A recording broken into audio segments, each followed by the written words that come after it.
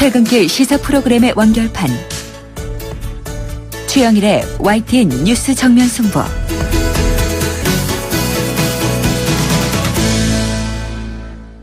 YTN 뉴스 FM 뉴스 정면 승부 2부 시작합니다. 계속해서 나라 밖 소식을 알아볼 텐데요. YTN 보도국의 전준형 기자 연결합니다. 안녕하세요.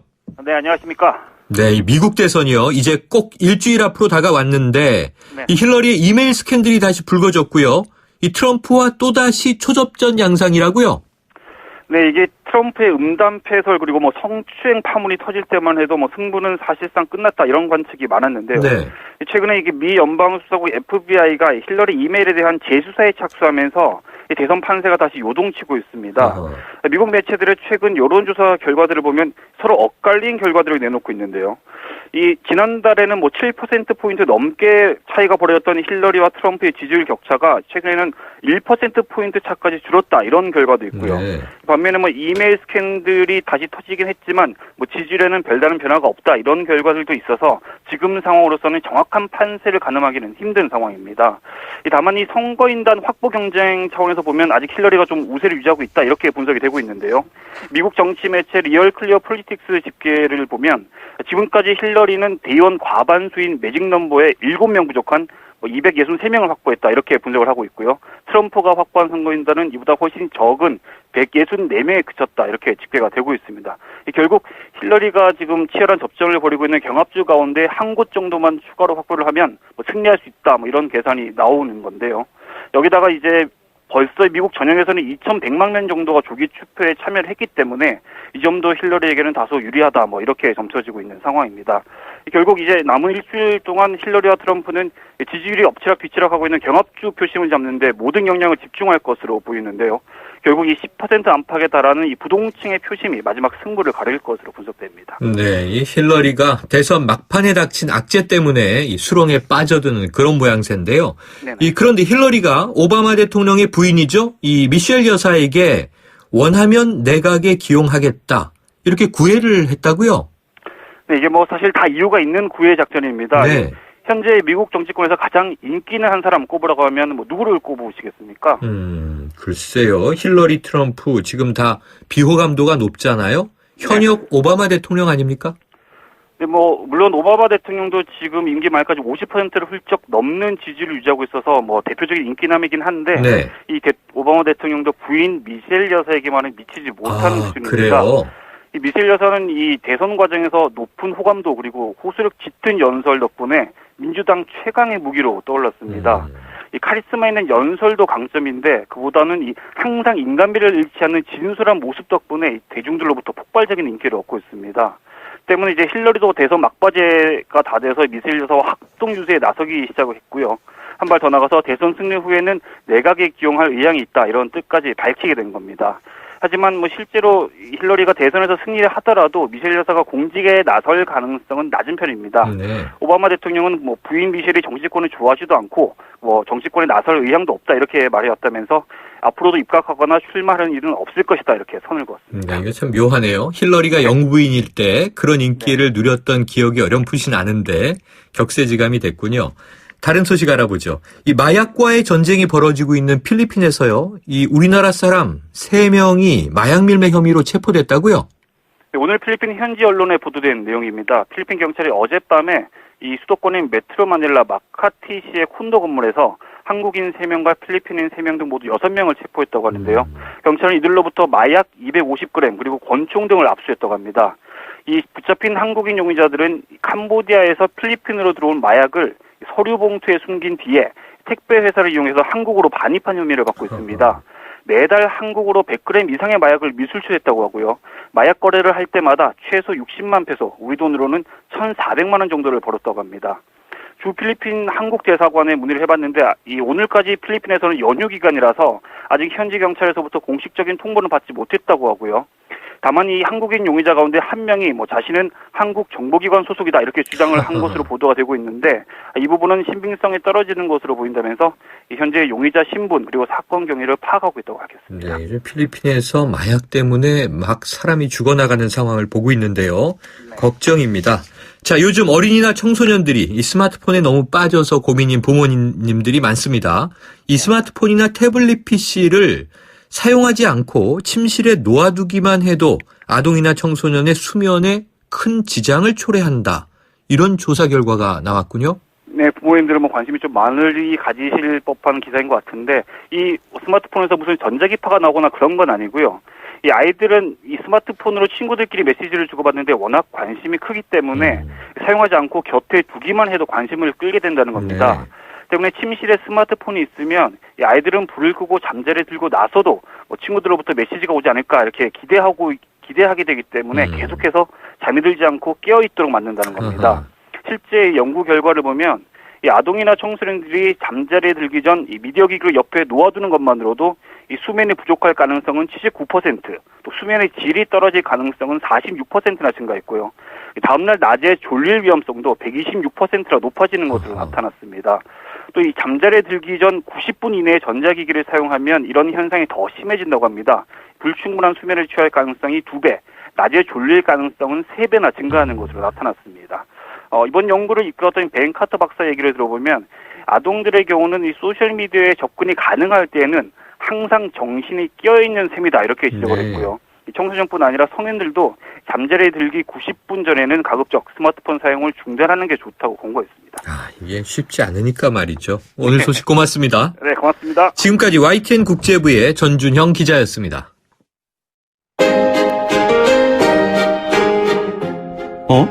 지금 듣고 있는 라디오가 뭐지? 아하, YTN 라디오. FM 94.5MHz YTN 라디오. 네, 이 이른바 최순실 의상실 동영상에 보면요. 자신의 옷으로 휴대전화를 정성스럽게 닦은 뒤에 최 씨에게 건네는 사람이 등장합니다. 바로 이영선 전 청와대 부속실 행정관인데요. 이 청와대 행정관이 일개 개인을 수행비서처럼 보좌했다. 그래서 문제가 되고 있습니다. 그런데 이것뿐만이 아니었고요. 이 최 씨가 이영선 행정관이 운전하는 차를 타고 청와대를 수시로 출입했다. 오늘 한 일간지가 이 내용을 보도했는데요. 이 장관들 출입도 엄격하게 관리되고 통제되는 통로라고 하는데 이런 곳을 검문 검색도 없이 제 집처럼 프리패스했다. 이런 의혹입니다. 이 문제를 또 어떻게 봐야 될까요? 이 노무현 정부 당시에 청와대 제2부속실장을 지낸 분입니다. 더불어민주당 전재수 의원을 연결해서 좀 자세한 이야기를 들어보겠습니다. 전 의원님 안녕하십니까? 네, 반갑습니다. 전재수입니다. 네, 이 관련 보도 보셨죠? 네, 봤습니다. 자, 일반인이 이 청와대 행정관이 운전하는 차 뒷좌석에 앉아서 청와대 정문을 제 집처럼 드나들었다. 자, 의원님 이 청와대 경험하셨으니까요. 예, 네. 가능합니까? 일단 일반인들은 불가능하고요. 네. 일반인들의 경우에는 그 11문에서 그러니까 청와대 정문이죠. 네네. 11문에서 저기 춘수관 있는 방향으로 한 10m 정도 올라가면 네. 청와대 그 경내로 진입할 수 있는 그 면회소가 있습니다. 네네. 그 면회소를 통해서 이제 그 면회 신청 접수를 하고 접수가 돼서 나오면은 이제 일반인이 오케이를 하면 일반인이 들어갈 수는 있죠. 그러니까 그 11문 정문을 통해서는 그 일반인이 전혀 출입을 할 수가 없습니다. 그 다음에 거기는 걸어서 들어갈 수도 없는 곳입니다. 사전에 경호실에 차량 넘버와 그 다음에 거기 탑승자가 누가 있는지 경호실에 사전 통보가 돼야 네네. 거기 들어갈 수가 있습니다. 그러면은 추가로 여쭤보면요. 이 차량이 청와대 소속된 차량이고 운전하는 사람이 청와대 행정관이라 하더라도 뒷자리에 일반인이 앉아 있으면 신원 확인을 안 하고 제 집처럼 들어갔다. 이건 문제가 있는 거죠? 문제가 있을 뿐만 아니고 불가능하고요. 불가능하다? 예, 근데 다만 가능한 경우가 한 가지 경우가 있습니다. 네네. 그 한 가지가 뭐냐면은, 예를 들면은 대통령을 모시는 부소실장이나, 네. 또는 경호실장이나 이런 분들이 차량 넘버를 사전에 가르쳐 주고, 네네. 이 차량에 대해서는 무조건 패스를 시켜라. 그 안에 탄 사람에 대해서는 신원 불문하고, 패스 시켜라라는 지시가 내려가면, 그 차량 넘버를 늘 그 경호실 관계자들이 외우고 있다가, 네. 바로바로 그냥 패스를 시키는 그런 경우가 있죠. 그러니까 윗선에서 그러니까 청와대 내에 가장 그 힘이 있는 사람 아니면은 네. 경호를 총괄하는 경호실장의 말이 있지 않는 이상은 네. 불가능한 것이죠. 아, 그러면 가능한 유일한 경우는 경호실장 그렇습니다. 내지 청와대에서 가장 높은 직위에 있는 사람이 그렇습니다. 이 차량은 묻지 말고 통과시켜라 라는 지시를 했을 가능성이 있다. 언제 그 경우 오더라도. 외에는 불가능합니다. 전혀 불가능합니다. 네. 자, 지금 와서 돌아보니까요. 예전에 이게 그냥 넘어갔던 사건인데 2014년 초에 이 청와대 경호 책임자가 갑자기 경질된 일이 있지 않았습니까? 그렇습니다. 이것이 최순실 씨와 관련된 어떤 인사 조치 아닌가 싶은데 그 개연성 의원님 어떻게 보십니까? 지금 최순실 씨가 우리나라 국민들을 전부 다 소설가로 만들고 있지 않습니까? 네네, 그렇죠. 상상 속에서나 가능한 일들을 전부 현실로 다 만들고 있습니다. 네. 국민들께서 이게 뭐 상상하는 일들이 거의 뭐 설마 상상 속에서 그랬던 일들이 현실이 네. 되고 있다 보니까 충분히 저는 이제 가능하다고 보고요.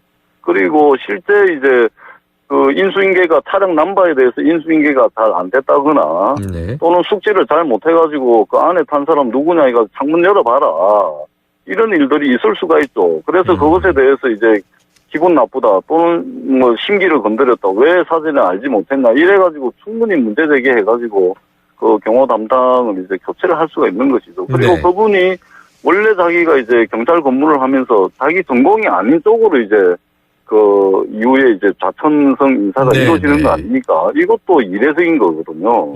여러 가지 정황들로 봐서는 자기를 알아보지 못한 심기를 건드렸다 그래가지고 좌천성 인사가 이루어졌다고 봐야 되는 것이 그 순리에 맞는 거겠죠. 아, 오히려 그게 순리에 맞다. 그렇죠. 자, 지금 이제 이영선 전 청와대 행정관 이 제2부속실 소속이었다고 하죠.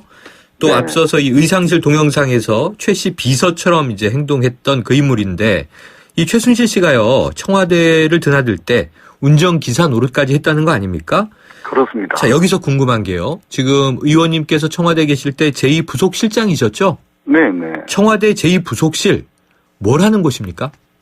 그러니까 그동안 우리나라의 역대 대통령은 다 영부인이 있었지 않습니까? 네네, 그랬죠. 그리고 박근혜 대통령은 이제 그 남편이 없고 또한 결혼도 안 하셨기 때문에 네. 이 부속실은 뭐냐면 영부인 업무를 총괄을 하는 곳입니다. 네네. 1부속실은 대통령 일정과 관련된 업무를 총괄을 하는 것이고 네. 그렇기 때문에 사실은 저희도 이제 박근혜 정권 출범 이후에 2부속실이 계속해서 이제 정윤회 문건 파동 이전까지 2부속실이 있는 것을 보고 도대체 청와대 직대상 영부인이 없기 때문에 청와대 2부속실은 당연히 직대상 없어져야 되고 네. 뭐 이런 부분에 대한 언급이 있거나 아니면 없어져야 되거든요. 네네. 근데 이게 계속 존속했단 말입니다. 결국은 저도 이제 2부속실장 출신이기 때문에 요즘 이제 느끼는 건데 이것이 그 2부속실을 통해 가지고 사실은 최순실 씨를 보좌하고 최순실 네. 씨를 이제 모시는 조직이었구나. 윤 전추 행정관, 이영선 행정관이 결국은 다 네. 2부속실 소속 직원들 네. 아니었습니까? 네. 결국은 영부인 모시는 조직이 최순실을 모시는 조직으로 전환됐다고 볼 수밖에 없는 것이죠. 네. 저는 그렇게 확정합니다. 거의.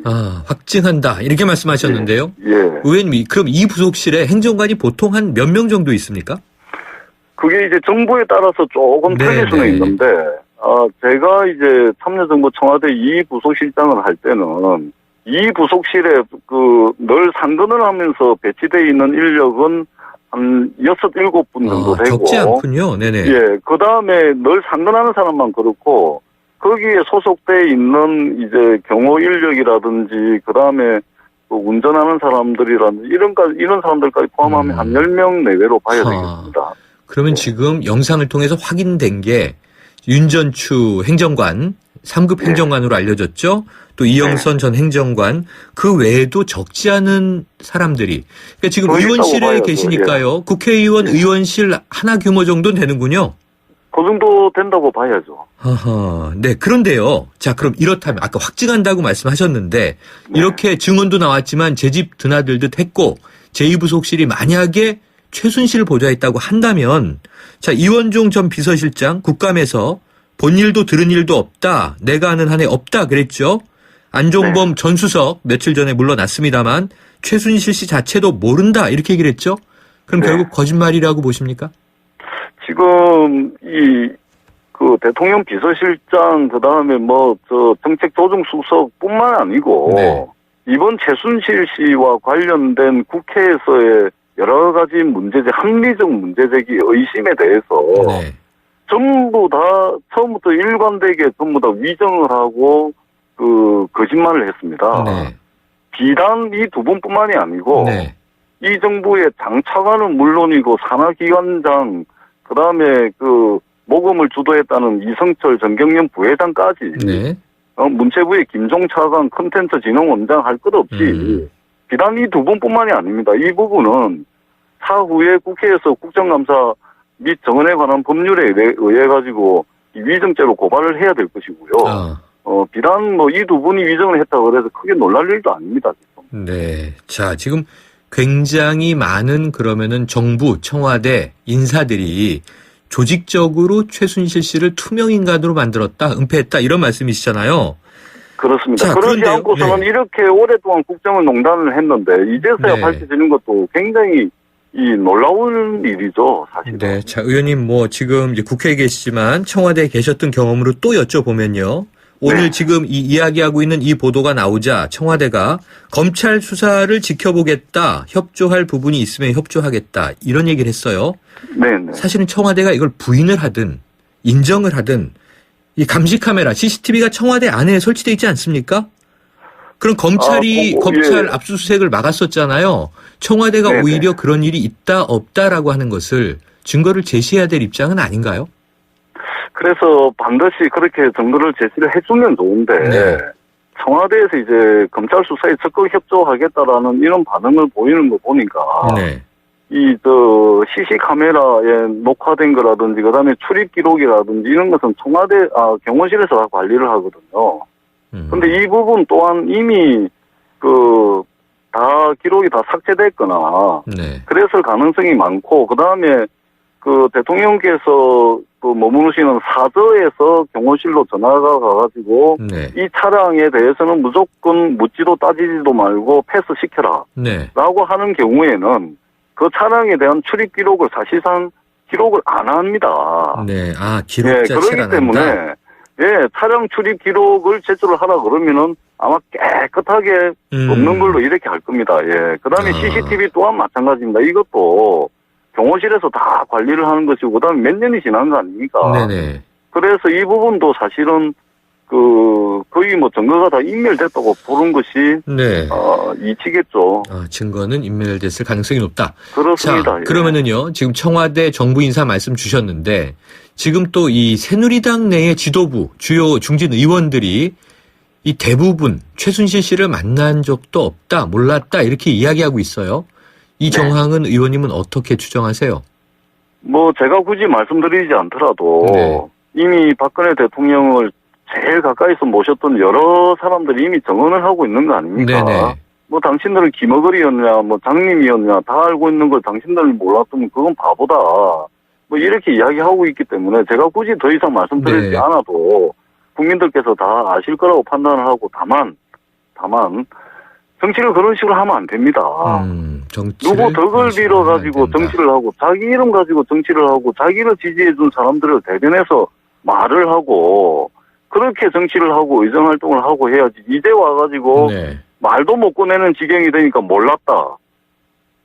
이런 식으로 정치를 하면 안 되고요. 왜 이렇게 정치를 합니까? 그만하는 게 맞죠. 그런데요. 지금 현재 친박계 비박계 이렇게 좀 이 그룹이 나뉘어 있다 보니까 네. 이정현 당대표가 난 최순실을 모른다. 그럼 많은 분들이 이제 의심을 합니다. 그런데 이게 이 1998년부터 한나라당 시절부터 의원 생활을 하셨잖아요. 네. 문고리 3인방은 지금 이 18년을 모셨다는 거고요. 그런데 이 최순실 씨를 모른다고 하는 사람들이 지금은 대통령과 좀 거리를 두고 있지만 유승민 의원이나 혹은 저희가 며칠 전에 이제 인터뷰를 했는데 이해훈 의원이나 최순실의 존재를 몰랐다. 이런 이야기를 하고 있는데 이런 대목은 어떻게 보세요?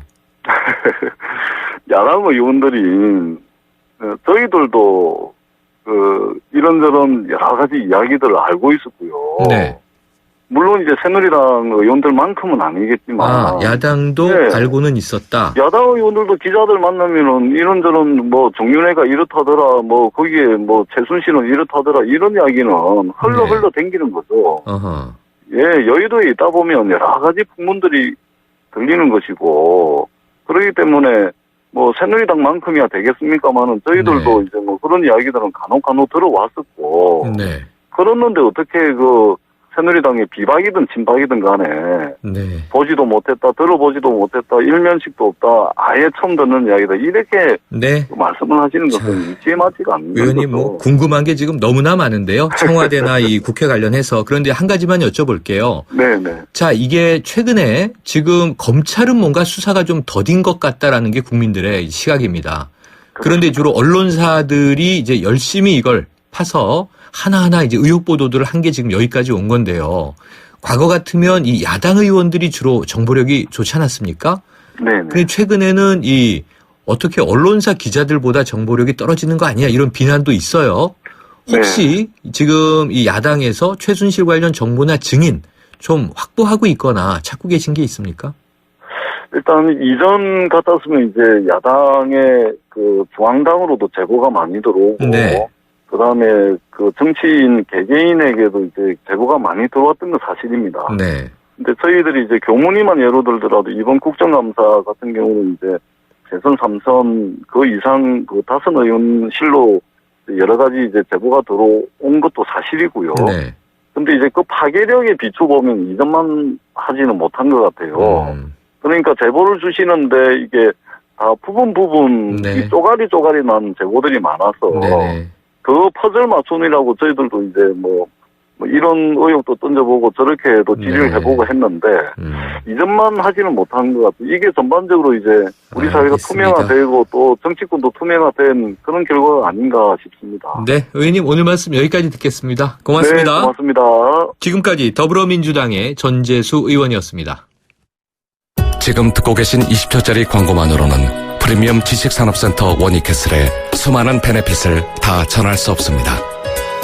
당신의 비즈니스 환경이 더 큰 성공을 뒷받침할 수 없다고 생각한다면 지금 검색하세요. 프리미엄 지식산업센터 워니캐슬 동원건설산업. 아유, 세 단계 종이 또 걸렸어? 정말 제보나 하려다가 미치겠네. 내가 진작 현대오피스로 바꾸라니까. 오늘 다 날 셀 거야. 이제 스트레스 받지 마세요. 사무기기 전문기업 현대오피스가 책임지겠습니다. 사무기기의 올바른 기준. 현대오피스. 배우 박소연, 밤마다 걱정입니다. 제발 대리운전 불러서 귀가해주세요. 사고라도 나면 여우와 토끼는 누가 먹여 살려요. 2588 있잖아요. 좌우로 정렬 2588 눌러줘요 2588 궁극의 럭셔리 세단 제규어 XJ. 제규어의 퍼포먼스가 집약된 강력한 힘. 그 힘을 컨트롤하는 최첨단 어댑티브 다이내믹스. 힘과 부드러움의 완벽한 조화로 궁극의 럭셔리를 완성하다. 11월 제규어 XJ를 소유할 특별한 기회를 놓치지 마십시오. 네. 2부는 여기까지입니다. 7시 뉴스 들으시고 3부로 돌아오겠습니다.